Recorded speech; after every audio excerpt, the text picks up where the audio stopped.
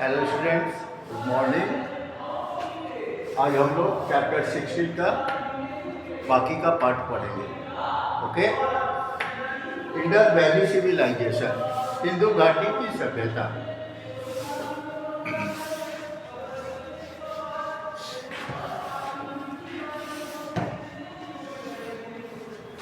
बच्चों, कल हम लोगों ने पढ़ा था early civilisation grew near the river valley, यानी कि अर्ली सिविलाइजेशन का विकास नदी घाटियों में ही हुआ। Indus valley civilisation in India, Nile valley civilisation in Egypt and Mesopotamian civilisation in Iraq are the examples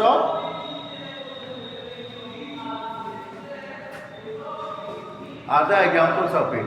मतलब भारत में सिंधु घाटी की सभ्यता, इजिप्ट यानी मिस्र में नाइल वैली सिविलाइजेशन और इराक में मेसोपोटामियन सिविलाइजेशन इसके उदाहरण है। The Indus is the biggest river in the Indian subcontinent. Sindhu नदी भारतीय उपमहाद्वीप में सबसे बड़ी नदी है। सिंधु नदी भारतीय उपमहाद्वीप में सबसे बड़ी नदी है। The excavation that started in the early 20th century proved that a civilization existed here around 2500 to 1700 BCE. Early 20th century मतलब 20वीं शताब्दी के आरंभ में शुरू हुई खुदाई के द्वारा यह प्रमाणित होता है कि 2500 BCE से 1700 BCE तक यहाँ एक सभ्यता विकसित हुई थी। ओके। और यह सभ्यता कैसी थी? यह एक हाईली डेवलप्ड अर्बन सिविलाइजेशन यानी कि शहरी सभ्यता है।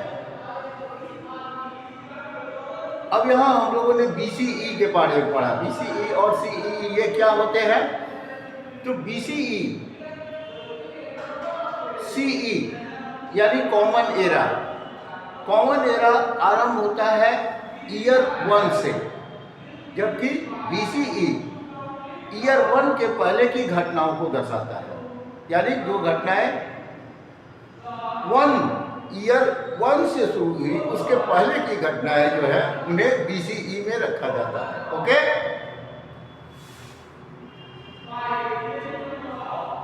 The first ruins of Indus valley civilisation were discovered near Harappa and Mohenjodaro towns, यानी कि पहली सभ्यता जिनकी खोज की गई वे कहाँ स्थित थे? वे हड़प्पा और मोहनजोदड़ो के निकट थे। ठीक है। इसके बाद हम लोग आज शुरू करेंगे।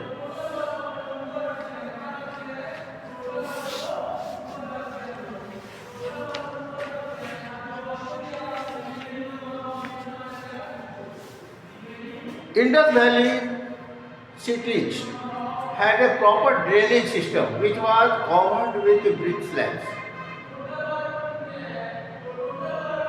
आपको कल के पाठ में पढ़ाया गया था कि इंडस वैली सिविलाइजेशन में मकान कैसे हुआ करते थे। ये एक मंजिला या 2 मंजिला होते थे और छत तक पहुंचने के लिए उनमें सीढ़ियां बनी हुई थी। साथ ही मकान जो है वे पक्के ईंटों के बनाए हुए थे और प्रॉपर्ली प्लास्टर्ड और पेंटेड भी हुआ करते थे। घरों के दरवाजे कोर्टयार्ड यानी आंगन में खुलते थे, जबकि खिड़कियां स्ट्रीट में। Indus valley cities had a proper drainage system. Indus valley cities में एक प्रॉपर ड्रेनेज सिस्टम हुआ करता था, यानी कि उचित जल निकासी की व्यवस्था थी, जो ब्रिक स्लैब से ढके हुए थे। This gave the city a clean and neat look, और इनके कारण शहर जो है, शहर साफ सुथरा दिखता था। The drain started from the bathroom of the houses and joined the main sewer in the street. नालियाँ घरों के बाथरूम से आरंभ होती थी और मेन स्ट्रीट में जाकर मेन सीवर से मिल जाती थी। मतलब घरों से निकलने वाली जो नाले थे, नालियाँ थी, वे स्ट्रीट में जाकर मेन सीवर से मिल जाती थी। This was covered with brick slab, और यह भी जो है सो कि ब्रिक यानी कि ईंटों के स्लैब से ढका हुआ था। ओके, अब आइए food and clothes.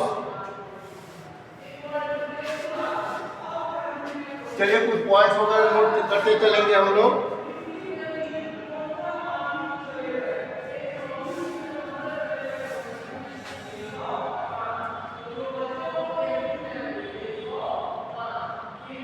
Indus Valley cities had a proper drainage system.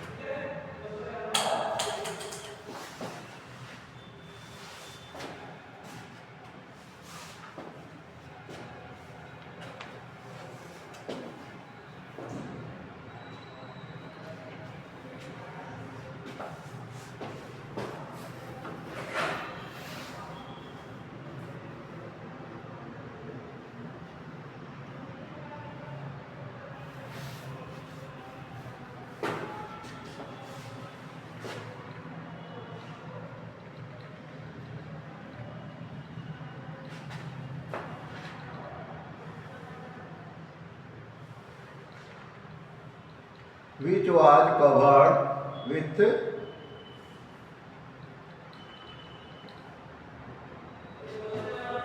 brick slab, which was covered with brick slab, जो brick slab से ढके हुए होते थे।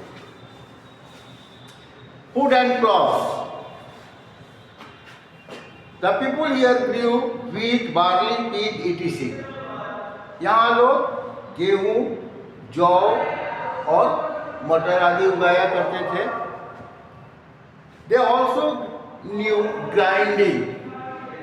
ग्राइंडिंग का मतलब होता है पीसना, पिसाई। ग्राइंड का मतलब होता है पीसना और ग्राइंडिंग पिसाई। तो उन्हें पीसना भी आता था, यानी कि अनाजों को वे पीस सकते थे।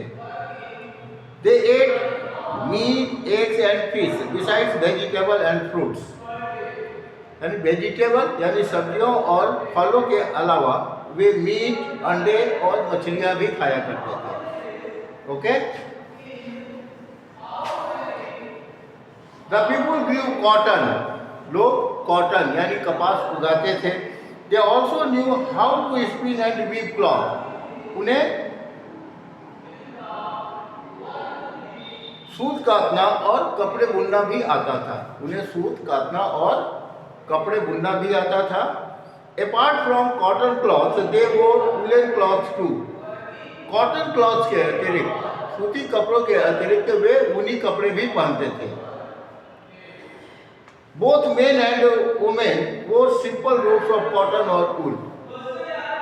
पुरुष और महिलाएं दोनों ही कॉटन या ऊन के बने, सूती अथवा ऊन के बने कपड़े पहनते थे। They used to wrap it around their body with one shoulder bare. लेकिन उनके कपड़े पहनने का ढंग कुछ अलग था। वे अपने शरीर के चारों तरफ कपड़ों को लपेट लेते थे, लेकिन उनका एक कंधा जो है वो हमेशा खुला रहता था। जैसा कि आप फिगर में भी देख सकते हैं, they were fond of combing and decorating their hair and wearing jewellery. They were fond of combing and decorating the hair, मतलब उन्हें अपने बालों में कंघी करने और उन्हें सजाना पसंद था, और वे ज्वेलरी पहनते थे, गहने पहना करते थे, यानी वे अपने बालों को सजाते थे और गहने पहनने के शौकीन थे। फॉन्ड ऑफ का मतलब होता है शौकीन। Their jewels were made up of shells, bones, ivory, silver, gold, etc. उनके गहने सेल कहा जाता है, जैसे सीप वगैरह होता है ना, शंख, इसे सेल कहते हैं। बोन्स माने हड्डी, आइवरी कहा जाता है हाथी दांत को, सिल्वर और गोल्ड यानी कि चांदी और सोने आदि के गहने पहना करते थे। चलिए इसमें कुछ नोट कर लेते हैं। Wheat,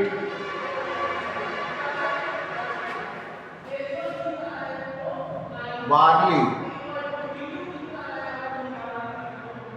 peach, etc.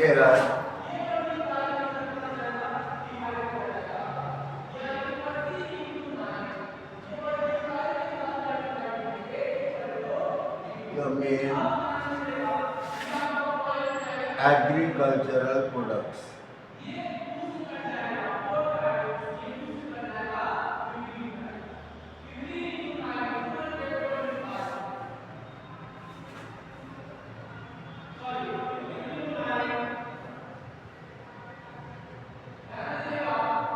People knew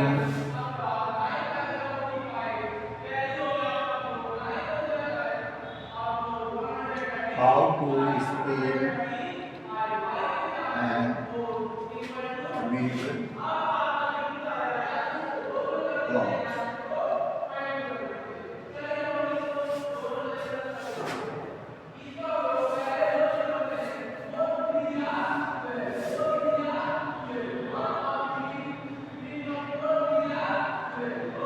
They wore simple clothes, मतलब कपड़े,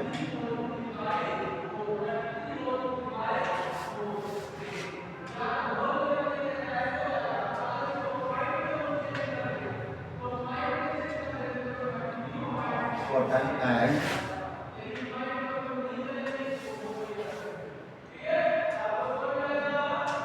wool.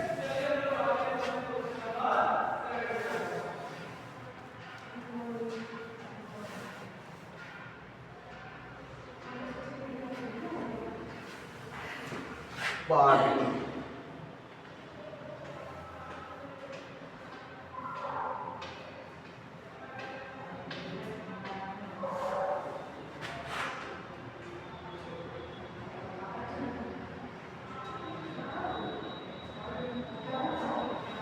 proper uchi,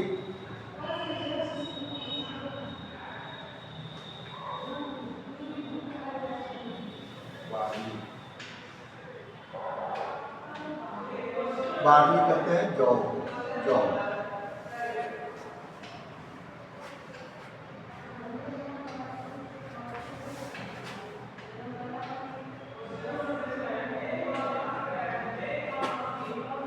यहाँ स्पिन का मतलब है सूत काटना,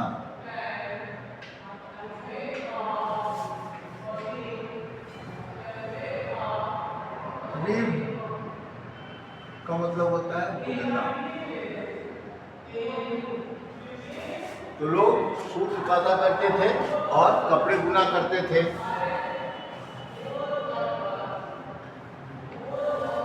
decorate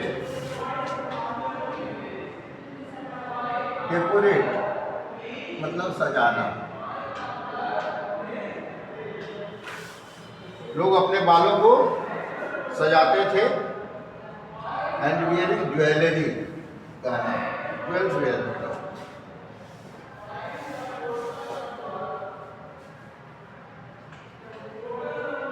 their jewels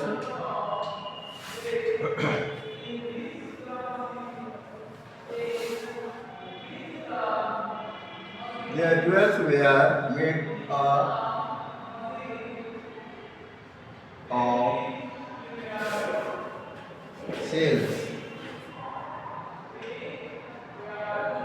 shells, bones,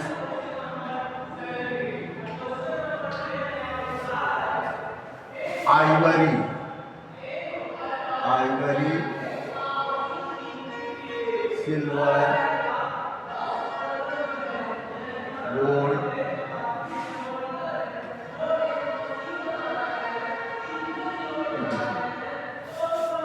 उनके गहने सेल्स, बोन्स, आइवरी यानी हाथीदांत, आइवरी हाथीदांत,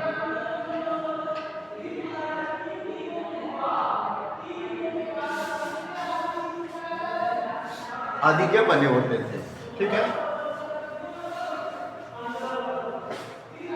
चलिए अब आगे बढ़ते हैं।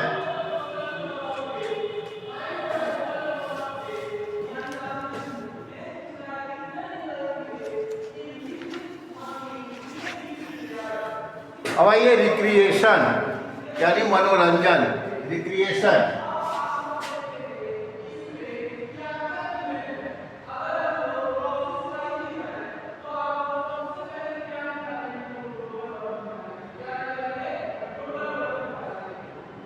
मनोरंजन। Toys made of clay have been found at these sites. मिट्टी के बने टॉय यानी खिलौने यहाँ प्राप्त हुए हैं। They are in the shape of animals, birds, dolls, cards, etc. वे जानवरों, पक्षियों, गुड़ियों, गाड़ियों, बैलगाड़ी या घोड़ा गाड़ी आदि के आकार के होते थे। ठीक है, The adults enjoyed singing, dancing, gambling, hunting and animal fights. वयस्क लोग जो थे वे अपना मनोरंजन गाकर, डांस करके, जुआ खेलकर, हंटिंग यानी कि जानवरों का शिकार करके और एनिमल फाइट्स यानी कि जानवरों की लड़ाई के द्वारा करते थे। अर्थात वयस्क लोगों के मनोरंजन का साधन क्या था? गाना, नाचना, गैम्बलिंग यानी जुए खेलना, हंटिंग यानी शिकार करना और जानवरों की लड़ाई करना, एनिमल फाइट। अब आइए ट्रेड, व्यापार। The main occupation of the people seem to be agriculture, animal rearing, weaving and pottery. ऐसा लगता है कि लोगों का प्रमुख व्यवसाय एग्रीकल्चर यानी कृषि, एनिमल रियरिंग यानी पशुपालन, वीविंग यानी बुनाई करना और पॉटरी यानी बर्तन आदि बनाना था। Some people were obviously craftsmen who made jewelry, utensils and tools from different metals.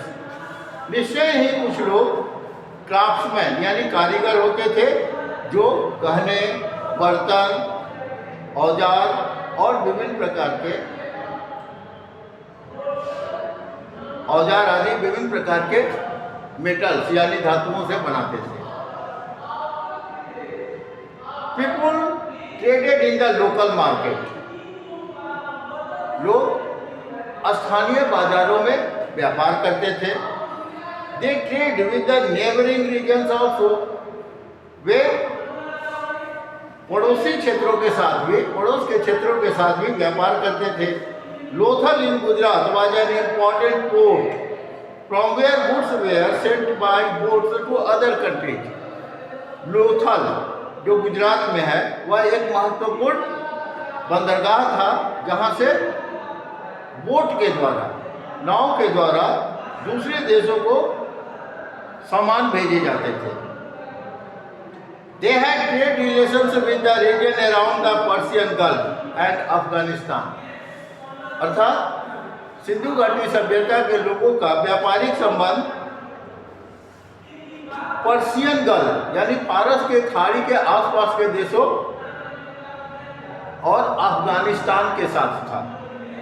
They had proper weighing and measuring scales। उनके पास उचित माप तौल करने के स्केल्स यानी पैमाने थे। चलिए,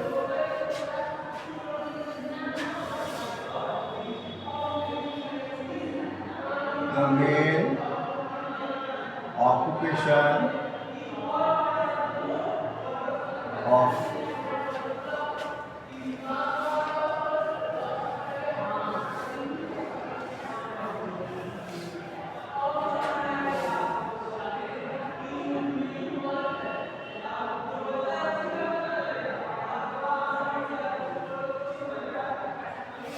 people were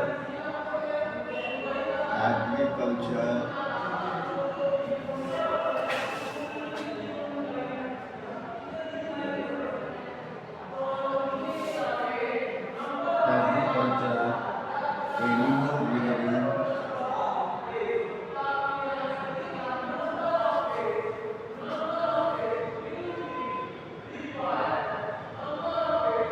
animal rearing, weaving यानी बुनाई,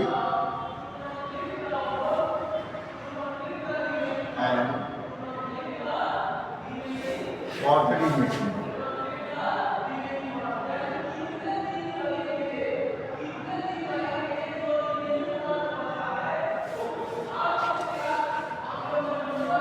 ठीक है,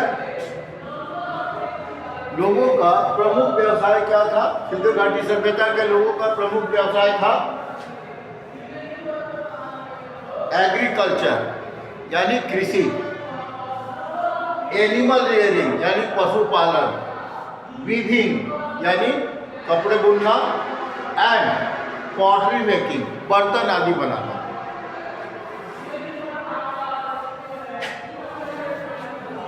people traded in the local market. लोग लोकल मार्केट में व्यापार करते थे।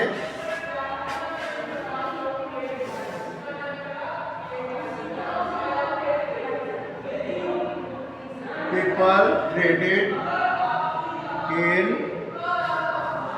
Local market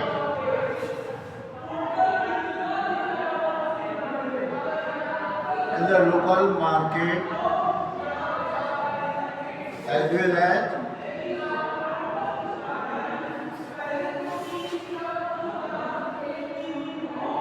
neighboring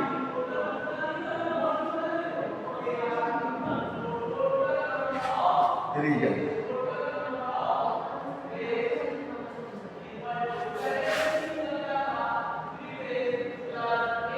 They had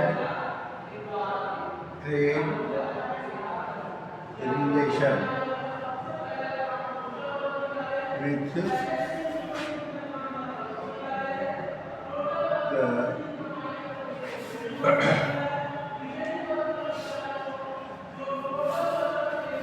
regions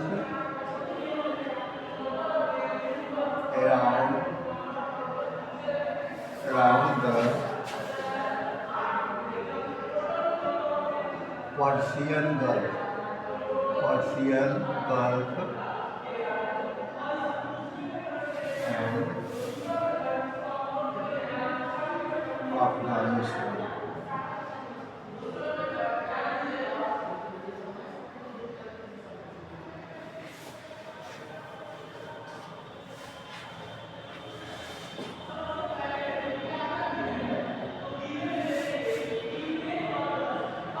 Trade relation व्यापारिक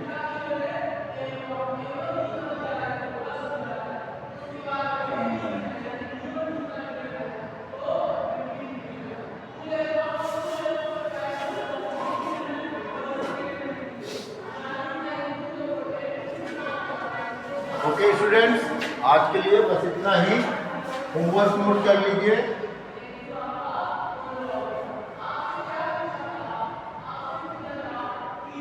राइट एंड लर्न।